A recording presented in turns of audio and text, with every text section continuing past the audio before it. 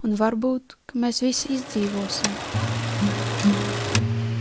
Un varbūt tiksim cauri ledus kalnu izkusušo plūdiem, caur asinīm, kas izliešas būs no mūsu draugiem un ienaidniecēm. Caur dubļiem, kas brāzušies būs pāri mūsu galvenajām ielām. Un varbūt pat būs rakstīts welcome uz izkārtas, kas svilps uz ceļiņiem pret pavasara vēju. Un varbūt, ka mēs visi izdzīvosim caur slimībām un neticamām sāpēm, caur muļķībām un nespēku, caur neticamu muļķību un pārāk lielu spēku.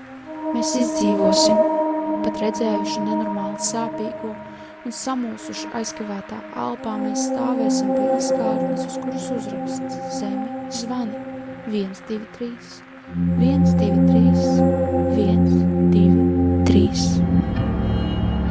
To cilvēku tur spīdzināja un pazemoja ārprātīgos veidos, un pat nevis to, bet viņu, tavu draugu, tavu bērnu meiteni, to cilvēku, kurš guļ tavā mājā un elpo, tu saki, ir viņā tumsa, jo citādi nav skaidrojums piedzīvotās šausmas.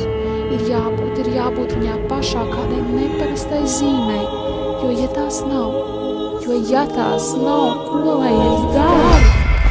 Mēs sastingsim kā Arktika pirms nāves, ko vēlā pilē izzušanas saldme, un murmināsim joprojām skūpstīt kārās lūpas.